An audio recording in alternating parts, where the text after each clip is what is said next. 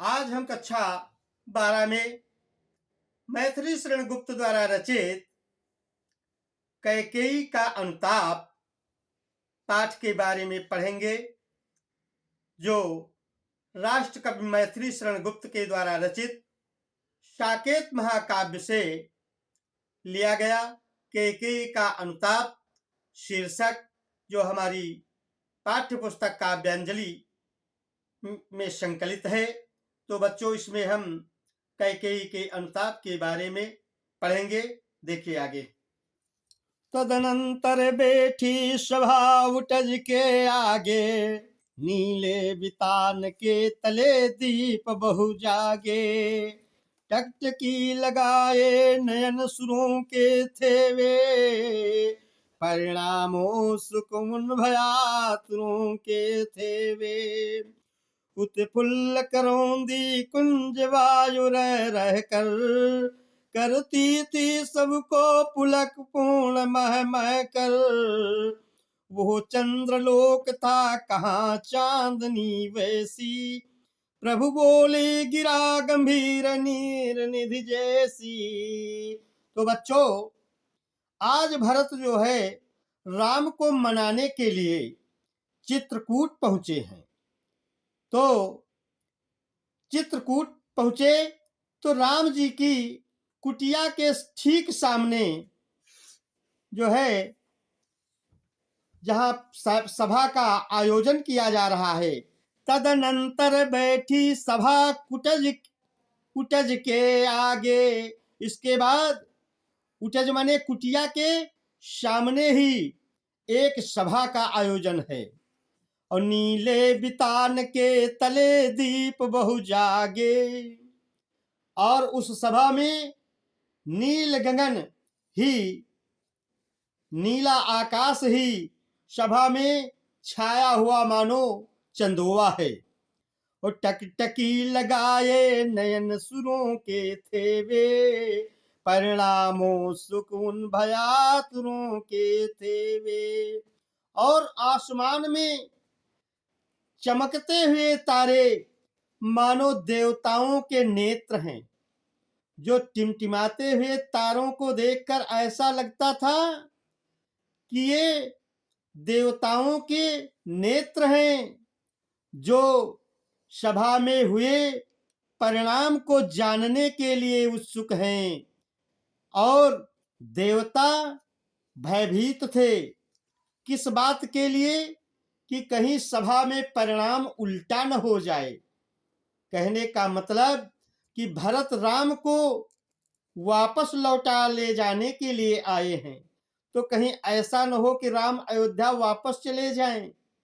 ये भय सता रहा था देवताओं को कि राम अगर अयोध्या वापस चले जाएंगे तो फिर रावण जैसे अत्याचारी का वध कौन करेगा। कहते उत्फुल्ल करौंदी कुंज वायु रह कर, करती थी सबको पुलक पूर्ण मह मह कर। उत्फुल्ल करौंदी कुंज वायु रह कर। और कहते हैं वायु जो है प्रफुल्लित करौंदी के कुंजों से हो करके वातावरण को महका रही थी। उस समय करती थी सबको पुलक पूर्ण मह मह करके। सुगंधित वायु जो है खिली हुई करौंदी के कुंजों से होकर के वहां के वातावरण को सुगंधित कर रही थी, महका रही थी। उस समय उस सभा में ऐसा सौंदर्य व्याप्त था। कहते वो चंद्रलोक था कहाँ चांदनी वैसी। उस समय सर्वत्र ऐसी चांदनी व्याप्त थी जैसी चंद्रलोक में भी नहीं होगी। ऐसी सुंदर चांदनी छिटकी हुई थी। तो उसी समय प्रभु बोले गिरा गंभीर नीर निधि जैसी। तभी सागर जैसी वाणी में, सागर के समान गंभीर वाणी में राम जी भरत से कहने लगे। तो बच्चों, इसमें जो है रूपक उत्प्रेक्षा और अतिशयोक्त अलंकार है बच्चों, तथा अनुप्रास अलंकार की भी छठा दिखाई देती है। और गंभीर नीर निधि में उपमा अलंकार है। तो राम जी सागर के समान गंभीर वाणी में भरत जी से क्या बोले, अगला अवतरण देखिए बच्चों। भरत से राम जी क्या कह रहे हैं कि हे भरत भादयाव कहो अभिषित अपना, सब सजग हो गए भंग हुआ जो सपना। हे आर रहा क्या भरत अभिषित अब भी, मिल गया अकंटक राज उसे जब तब भी। पाया तुमने तरुतले अरण्य बसेरा, और रह गया अभिषित शेष तदपि क्या मेरा। तन तड़प तड़प कर तप्त तात ने त्यागा, और रह गया क्या रहा अभिषित और तथापि अभागा। तो राम जी क्या कहते हैं, हे भरत भद्र एव कहो अभिषित अपना, हे शिष्ट आचरण वाले भैया भरत, अब अपनी मनोकामना आप बताओ। तो जैसे राम की इस वाणी को सभी ने सुना तो सब सजग हो गए भंग हुआ जो सपना। राम की ऐसी वाणी को सुन करके ऐसा लगा जैसे कोई चलता हुआ सपना टूट गया हो। बिल्कुल सब सजग हो गए, चौकन्ने हो गए कि अरे ये क्या हो गया। हे आर रहा क्या भरत अभिषित अब भी, मिल गया कंटक राज उसे जब तब भी। भरत भैया ने बड़े ही दुख के साथ कहा राम से, हे यार क्या अब भी मेरी कोई इच्छा बाकी रह गई। आपको जंगल में वास करने को मिल रहा है, वृक्षों के नीचे आप कुटिया बना करके रह रहे हैं। कहते पाया तुमने तरुतले अरण्य बसेरा, रह गया अभी शेष तथापि क्या मेरा। अरे अब मेरी कौन सी इच्छा बाकी रही। आपको तो जंगल का राज्य मिला, वनवास मिला है, वृक्षों के नीचे आप जंगल में निवास बनाए हुए हैं, क्या अब भी मेरी कोई इच्छा बाकी है। ऐसा भरत जी ने कहा रह गया अभिषित शेष तब क्या मेरा, क्या अभी कोई अभिषित मेरा शेष रह गया है। और तन तड़प तड़प कर तप्त तात ने त्यागा, क्या रहा अभिषित और तथापि अभागा। कहते पिता ने आपके वियोग में तड़प तड़प कर तन त्याग दिया है, शरीर त्याग दिया है, क्या अब भी मेरी कोई इच्छा आकांक्षा शेष बची है भरत राम। अब मैं क्या मांगू तुमसे। और क्या कहते हैं भरत जी राम से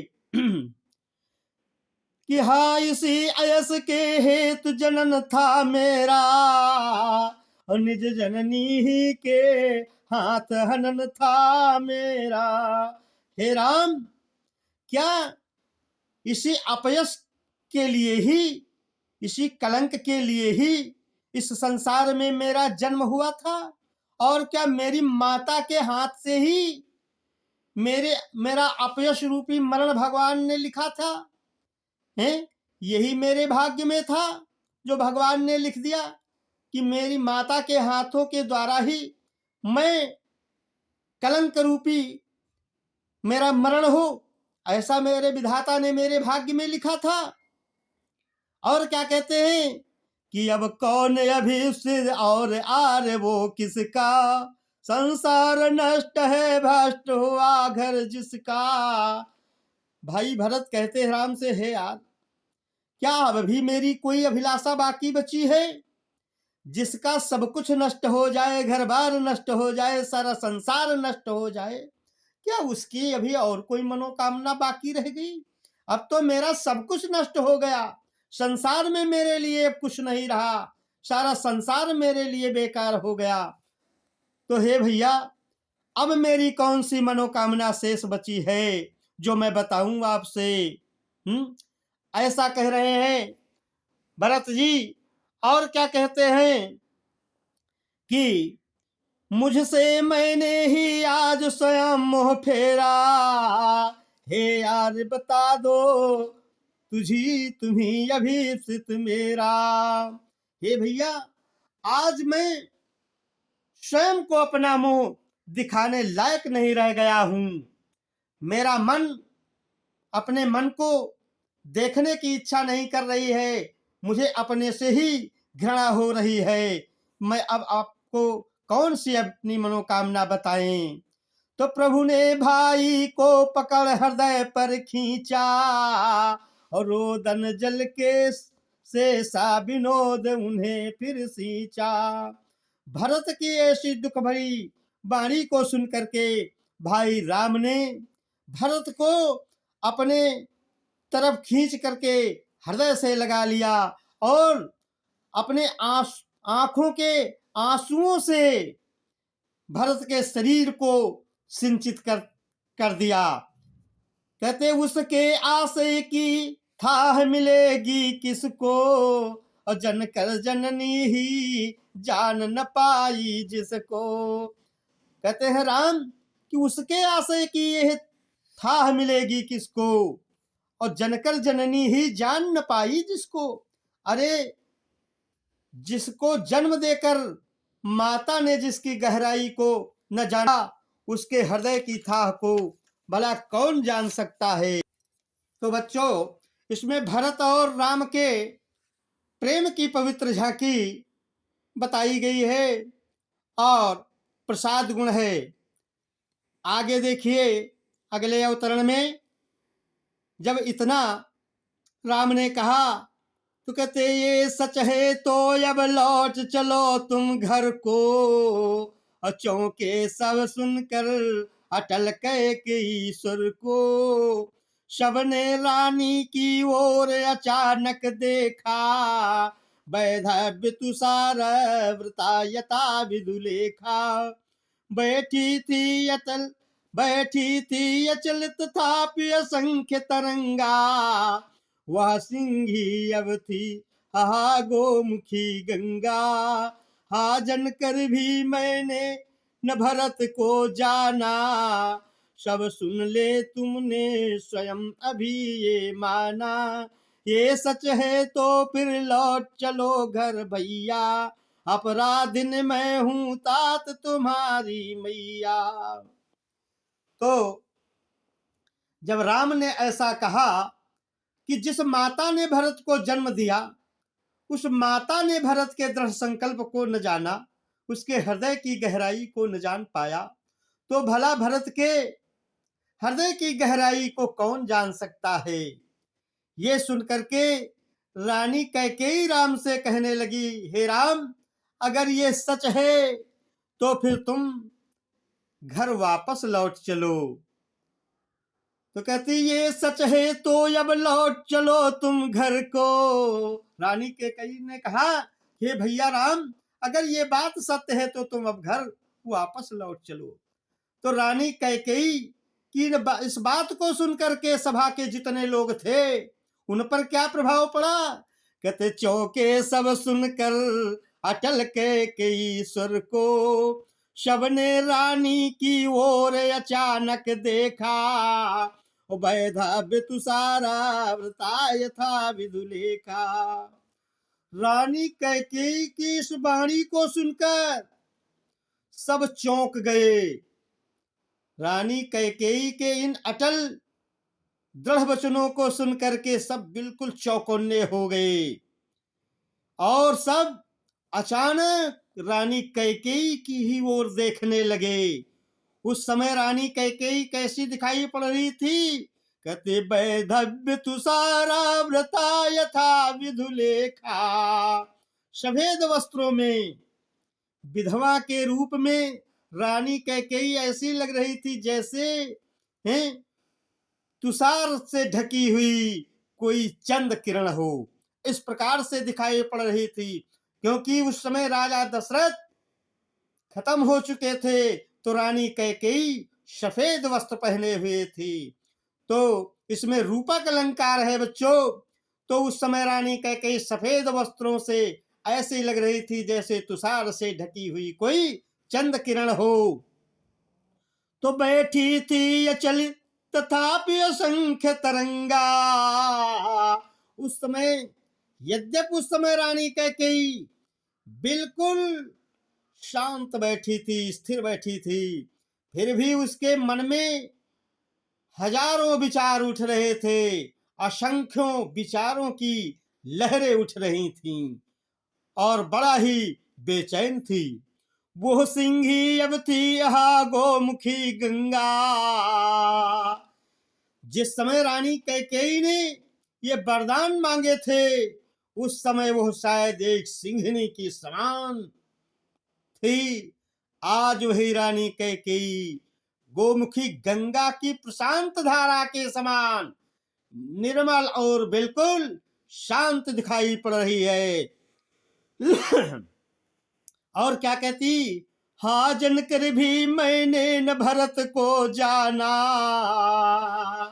रानी कैकेयी कहते हे राम, वास्तव में मैंने भरत को जन्म तो दिया, लेकिन मैं उसके हृदय की गहराई को ना समझ पाई कि भरत के अंदर इतना दृढ़ संकल्प का विचार है, इतने दृढ़ संकल्प की शक्ति उसके अंदर है, यह मैं जान ना पाई। सब सुन ले तुमने स्वयं अभी ये माना। कहती इस बात को सभी लोग सुन लें, और मैंने भी इस बात को स्वीकार किया है कि मैंने भरत को जन्म देकर के भी उसकी गहराई को न जान पाया है, और सब लोग इस बात को मान लें। ये सच है तो फिर लौट चलो घर भैया। रानी कैकेयी कहते हे भैया राम, ये बात सत्य है तो फिर अब तुम घर वापस लौट चलो, क्योंकि मैं तुम्हारी माता हूं, अपराधिन मैं हूं तात तुम्हारी मैया। हे राम, अपराध तो मेरा है, मैंने अपराध किया है, और मैं तुम्हारी माता हूं, और दुर्बलता का ही चिन्ह विशेष शपथ है। कहते हैं कि लोगों की कमजोरी का प्रमाण शपथ खाना होता है। जब कोई किसी को किसी बात का विश्वास दिलाने की कोशिश करता है, कोई नहीं मानता है, तो आदमी यही कहता है व्यक्ति कि तुम्हें विश्वास न हो तो हम कसम खा जाएं। तो वही रानी कैकेयी कहती हैं कि दुर्बलता का ही चिन्ह विशेष शपथ है। कमजोरी का एकमात्र प्रमाण केवल शपथ खाना है। तो कति पर अबला जन के लिए कौन सा पथ है, मुझ निर्बल स्त्री के लिए, अबला स्त्री के लिए अब दूसरा कोई रास्ता भी तो नहीं है। कसम खाने के सिवाय इससे बढ़कर अब मेरे लिए कोई और रास्ता भी नहीं है भैया। और क्या कहती है रानी कैकेयी कि यदि मैं मुकसाई गई भरत से होऊं, तो पति समान ही स्वयं पुत्र भी खोऊं। यदि मैं उकसाई गई भरत से हूं, माता कैकेयी राम से कहती हैं जो कुछ भी षड्यंत्र चाहे उसमें मेरा ही दोष है, भरत ने उसमें जरा सा भी नहीं हाथ दिया है। कहने का मतलब भरत का इसमें कोई हाथ नहीं है। भरत ने मुझे जरा सा भी नहीं उकसाया है कि मुझे राजगद्दी का प्रलोभन है तो राम को वनवास भिजवा दो, ऐसा कुछ भरत ने नहीं कहा है। इसमें केवल दोष मेरा है। अगर भरत ने जरा सा भी मुझे भैया उकसाया हो तो पति समान ही स्वयं पुत्र भी खोऊं। तो जैसे मैंने अपने पति को खो दिया है, ऐसे मैं अपने पुत्र को भी खो दूंगी। हे भैया, इसमें भरत का कोई हाथ नहीं है, ठहरो। और क्या कहती है रानी कैकेयी सभा में बैठे लोगों से कि ठहरो, रुको, मत रोको, मुझे कहूं सो सुन लो, और मुझे मत रोकिए, मैं जो कुछ भी कहना चाहती हूँ उसे सब लोग सुनो। इससे मुझे मत रोको। कि पाओ यदि उसमें सार उसे सब चुन ले लो। और कहते हैं मैं जो कह रही हूं और कहना चाहती हूं तो सब लोग उसे ध्यान पूर्वक सुनो, और उसमें अगर कोई तत्व की बात मिल जाए तो उसे ग्रहण कर लेना। और क्या कहती है भी रानी कैकेयी कि करके पहाड़ सा पाप मौन रह जाऊं। अरे मैंने पहाड़ के समान इतना भारी पाप किया है, इतना भारी पाप करने के बावजूद भी मैं क्या चुप बैठ जाऊं, चुप रहूं? ये कैसे हो सकता है? और राई भर भी अनुताप न करने पाऊं। अरे इतना भारी पाप करने के बावजूद मैं जरा सा भी पश्चाताप ना करूं। इसलिए मुझे मत रोको कोई, मैं जो कुछ कहना चाहती हूं से सब लोग सुनो, और उसमें अगर कोई तत्व की बात मिल जाए तो सब लोग उसे ग्रहण कर लो। ऐसा रानी कैकेयी कह रही हैं। कहती हैं कि थी सन छत्र सस निसाओस टपकाती, रोती थी नीरो सभा हृदय थपकाती, उल्कासी रानी दिशा दीप्ति करती थी, और सब में भय विस्मय और खेद भरती थी। क्या कहती उस समय कैसा माहौल है कि थी स नक्षत्र शशि निशाओस टपकाती। चांद सा नक्षत्र, आकाश में तारे निकले हुए थे और चांदनी रात थी, ओस टपक रही थी, ओस गिर रही थी, और रोती थी नीरो सभा हृदय थपकाती। और उस समय सारी सभा कैकेयी की वाणी को सुन करके रो रही थी, और बड़ा ही शांत पूर्वक सब सभा में बैठे हुए थे। और उस समय रानी कैकेयी कैसी दिखाई पड़ रही थी कि उल्कासी रानी दिशा दीप्ति करती थी, और सब में भय विस्मय और खेद भरती थी। उस समय रानी कैकेयी सभा में कैसी दिखाई पड़ रही थी? जैसे एक टूटा हुआ कोई तारा, उल्कासी रानी। इसमें उपमा अलंकार है। रानी कैकेयी उस समय एक टूटे हुए तारे की भांति सभा को सुशोभित कर रही थी, जैसे कोई तारा टूट करके दिशा को प्रकाशित करता है। ऐसे ही रानी कैकेयी टूटे हुए तारे के समान सभा में दिखाई पड़ रही थी, और सबके अंदर विस्मय, भय और खेद पूर्व से युक्त वाणी को भर रही थी। और देखिए अगले अवतरण में रानी कैकेयी मंथरा को दोष मुक्त करती हुई कहती है कि क्या कर सकती थी मेरी मंथरा दासी, और मेरा ही मन रहे सका न निज विश्वासी। कहते हैं रानी कैकेयी कि जो सब लोग मेरी दासी मंथरा को दोष देते हैं कि मंथरा ने भड़का दिया, तो मंथरा का इस समय कहती क्या दोष है?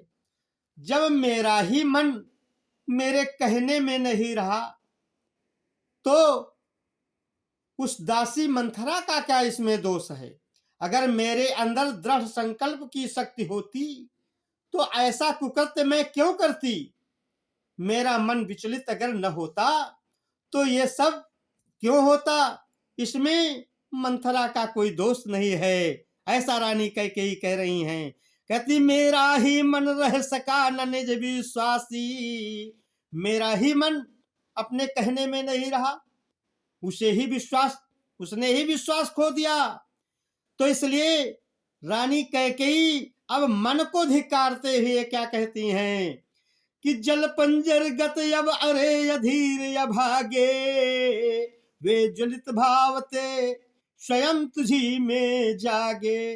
रे अभागे मन, रे दुष्ट मन, इस शरीर के भीतर रहते हुए तेरे ही अंदर सबसे पहले वे ज्वलित भाव जागे थे। कहती हैं जिसके कारण अब तू इस शरीर के भीतर रहते हुए ईर्ष्या की आग में जलता रहा। क्या तेरे अंदर और कोई भाव नहीं थे? केवल ईर्ष्या के ही भाव तेरे अंदर थे, और कोई भाव नहीं थे तुझ में? कहते वे ज्वलित भाव थे स्वयं तुझी में जागे, पर था केवल क्या ज्वलित भाव ही मन में, क्या शेष बचा था कुछ न और इस मन में। कहते रे अभागे मन, क्या तेरे अंदर केवल ईर्ष्या के ही भाव थे और कोई भाव नहीं थे? हैं? अरे और कोई भाव होते? इसलिए कहते कुछ मूल्य नहीं वात्सल्य मात, क्या शेष क्या तेरा, पर आज अन्य सा हुआ वस्त्र भी मेरा। क्या मूल्य नहीं वात्सल्य मात क्या तेरा, और पर आज अन्य सा हुआ वस्त्र भी मेरा। ऐसा मैंने केवल स्वार्थ के बस में ही होने के कारण नहीं किया, बल्कि मेरे अंदर उमड़ता हुआ उस समय वात्सल्य भी था, जिसके कारण मैंने ऐसा षड्यंत्र रचा। और अब उस वात्सल्य का क्या मूल्य रह गया? कहते कुछ मूल्य नहीं वात्सल्य मात्र क्या तेरा, पर आज अन्य सा हुआ वत्स भी मेरा। आज उस वात्सल्य का क्या मूल्य रह गया, उसकी क्या कीमत रही, जो आज मेरा पुत्र अन्य सा हो गया है, मुझे माता कहने से इनकार कर रहा है। तो कहती रानी कैकेयी इस अवतरण में वात्सल्य रस है कि थूके मुझ पर त्रैलोक भले ही थूके, जो कोई जो कह सके कहे क्यों चूके, छीने न मात्र पद किंतु भरत का मुझसे, रे राम दुहाई करूं और क्या तुझसे। रानी कैकेयी कहती है कि आज मेरा वो पुत्र अन्य सा हो गया है, दूसरों का जैसा हो गया है, तो उस पुत्र के प्रति जो मेरा प्रेम का भाव था, वात्सल्य भाव था, उस वात्सल्य की क्या कीमत रह गई। कहती अब मैंने इतना घृणित कार्य कर दिया कि थूके मुझ पर त्रैलोक भले ही थूके, मैं तो घृणा की पात्र हो गई हूं, इसलिए चाहे तीनों लोकों के सारे लोग मेरे ऊपर थूके, क्योंकि मैंने ऐसा कार्य ही कर डाला है जो घृणा के योग्य है। तो चाहे जिसको जो कुछ कहना हो मेरे ऊपर, वो मुझे कह सकता है, और जो कोई कह सके कहे क्यों चूके। आज कोई चूक क्यों करे भाई, जिसको जो कुछ उल्टा सीधा कहना हो मुझे कह सकता है, क्योंकि मैंने इतना भारी दुष्कर्म ही कर डाला है। आज चाहे जो कोई मुझे जो कुछ भी कहे, मैं सबकी सब कुछ सुनने के लिए तैयार हूं, लेकिन छीने न मात्र पद किंतु भरत का मुझसे, रे राम दुहाई करूं और क्या तुझसे। रानी कैकेयी कहती हे राम, मैं तुमसे एक ही विनती करती हूँ कि तीनों लोकों के लोग मुझे चाहे जो कुछ भी उल्टा सीधा कहे, मैं सब कुछ सुनने के लिए तैयार हूं, लेकिन मेरा जो मात्र पद है वो कोई मत छीने। मुझे भरत की माता कहलाने का जो गौरव प्राप्त है, ये कोई मत छीने। इसके छिन जाने से मुझे भारी दुख होगा, इसलिए केवल मेरा मात्र पद न छीना जाए। हे राम, मैं तुमसे यही विनती करती हूं। तो उक्त अवतरण में बच्चों प्रसाद गुण है, साहित्यिक खड़ी बोली का प्रयोग किया गया है, तथा उपमा एवं अनुप्रास अलंकार है। बच्चों आज हम इतना ही बता करके विराम लेंगे, शेष आगे बताएंगे। आप हमारे आधुनिक हिंदी ज्ञान सागर चैनल को सब लोग सब्सक्राइब करें, लाइक करें। धन्यवाद।